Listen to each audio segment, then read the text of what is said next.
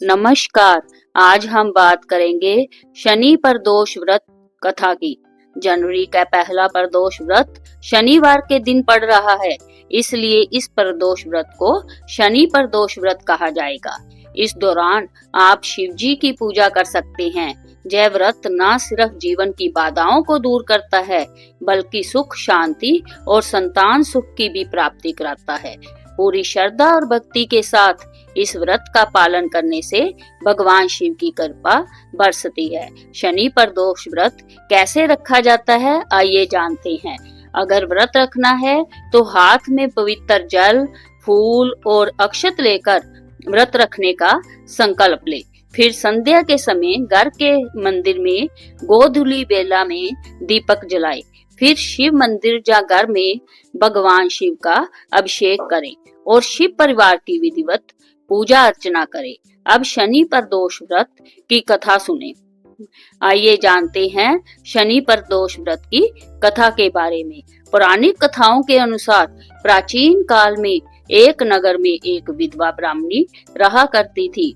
पति की मृत्यु के बाद उसके पास लालन पालन करने का कोई साधन नहीं था, इसलिए वह भिक्षा मांगकर अपना जीवन व्यतीत कर रही थी। रोजाना की तरह एक दिन जब वह भिक्षा मांगकर वापस अपने घर की ओर लौट रही थी, तो उसे रास्ते में दो बालक दिखे जो कि अकेले थे और अपना रास्ता भटक गए थे। ब्राह्मणी दोनों बालकों को अपने साथ घर ले आई और पालन पोषण करने लगी।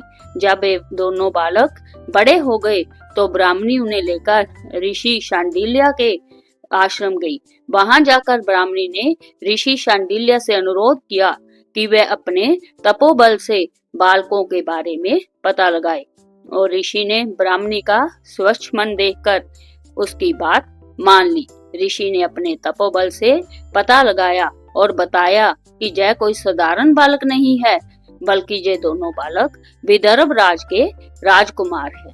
गंधर्व नरेश के आक्रमण से इनके पिता का राजपाट छीन गया है।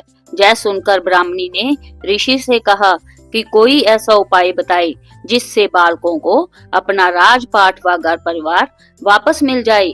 ऋषि शांडिल्य ने ब्राह्मणी और राजकुमारों को प्रदोष व्रत की महिमा बताई और जय व्रत रखने की सलाह दी। ब्राह्मणी और दोनों राजकुमारों ने विधि विधान से प्रदोष व्रत किया। एक दिन बड़े राजकुमार की मुलाकात अंशुमति से हुई और दोनों एक दूसरे से प्रेम करने लगे। इसके बाद ब्राह्मणी ने अंशुमति के पिता से विवाह की बात की तो वह मान गए और दोनों का विवाह हो गया।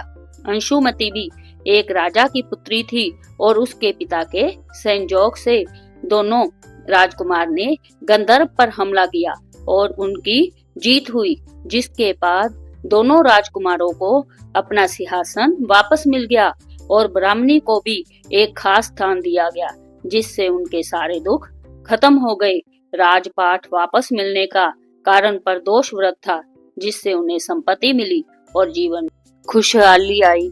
हे भगवान, जिस तरह उन पर कृपा की उस तरह सभी पर कृपा बनाए रखना। बोलो शिव शंकर भगवान की जय।